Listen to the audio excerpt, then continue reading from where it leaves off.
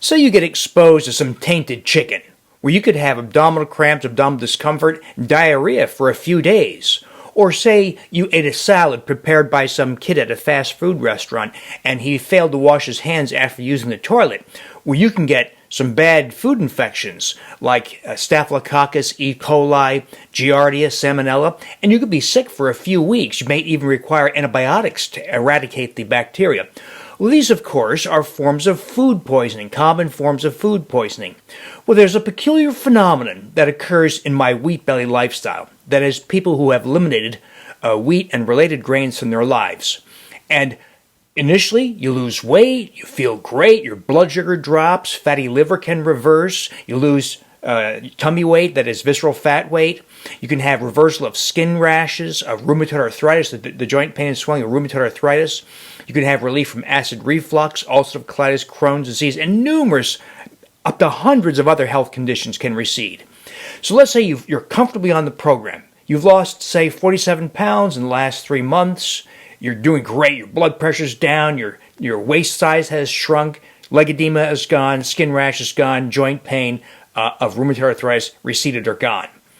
But then you go to a birthday party and they're serving birthday cake. Or maybe an office party and they're serving some hors d'oeuvres on crackers. And you say, what the heck? How much can a couple of bites hurt? And so you have a little piece of cake or a couple of hors d'oeuvres, and you say, I'll be extra good tomorrow or next week, or maybe I'll exercise an extra 30 minutes or whatever. Well, before you know it, you can be plagued with abdominal pain, diarrhea, bloating, etc. And it can last a day, 2 days, sometimes longer. It's a lot like food poisoning, but there's no infectious agent. There's no Campylobacter or E. coli in the vicinity. It's from the toxic components of wheat and grains in people who have been wheat and grain free for at least several weeks. And it also seems that the longer you've been wheat and grain free, months to years, you even get a little bit sicker. So the more free you are of the toxic components in wheat and grains, the more toxic those components can be when you're re-exposed. So what exactly is in wheat and grains that makes it such a potent gastrointestinal toxin, even without bacteria in it? Well, there are several things, but among the most important are gliadin. You may recognize that gliadin is a component of gluten, but it's also the component of wheat and related grains that initiates the process of autoimmune diseases. And that's because it's been found to separate the tight junctions between intestinal cells. And that's the process that allows foreign substances to gain entry into the bloodstream. They could be bacterial breakdown products, they could be breakdown products of food, but it initiates an autoimmune process. And we know that this is the initiating process, for instance, in type 1 diabetes, rheumatoid arthritis, and other autoimmune conditions. But in addition to that effect, gliadin is also a direct bowel toxin. And when the bowels are exposed to a bowel toxin, they react with diarrhea, with fluid production. So gliadin is one big cause.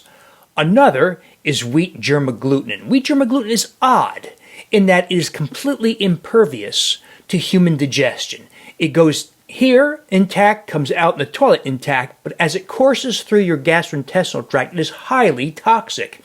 If you purify just a speck of wheat germ agglutinin, about 1 milligram, and give it to a lab rat or mouse, it will denude or ruin all the villi, the little hair-like projections on the intestinal lining that are there for absorptive purposes. But you'll lose all those villi, and it essentially destroys the gastrointestinal tract. It looks a lot like celiac disease, even though there's no immune activation as you would have in celiac disease. Now, you and I don't eat purified wheat germ agglutinin. We eat it as part of, say, a bagel or a sandwich, but it has the same kind of toxic potential. It is a direct and potent bowel toxin. And then there are components that in the proteins of wheat and grains, such as thyroreductases and serpins and alpha amylase inhibitors. There are literally dozens to hundreds of these proteins, and they induce allergic reactions. Now, allergy can show up as skin rash, asthma, sinus congestion, or gastrointestinal distress and diarrhea. And this effect seems to have gotten worse ever since genetics research has changed modern wheat and turned it into a high-yield semi-dwarf strain. And there are dozens to hundreds of these new proteins in modern wheat. So modern wheat and related grains are a collection of gastrointestinal toxins. But you'll almost forget about that when you go wheat and grain free, as we do in my Wheat Belly programs, and you're feeling magnificent. But you're re-exposed, and it can bring back 24, 48 hours or more of diarrhea, gastrointestinal distress. It will also, by the way, bring back anything you may have been freed of in the first place. So if you went wheat and grain free and your skin rashes went away, your joint pain went away, your rheumatoid arthritis is much better or gone, your acid reflux is better, your irritable bowel syndrome, bowel urgency is gone. If you're re-exposed to the gastrointestinal toxins of wheat and grains, it can all come back. In rheumatoid arthritis, for instance, let's say you went wheat and grain free and you did the other components of the program, like vitamin D, efforts to cultivate bowel flora, etc., and maybe it took a few months, but all the joint pain and swelling has receded or gone, and you're off, let's say, 3 drugs, including that awful biological drug that was costing you a couple $1,000s a month.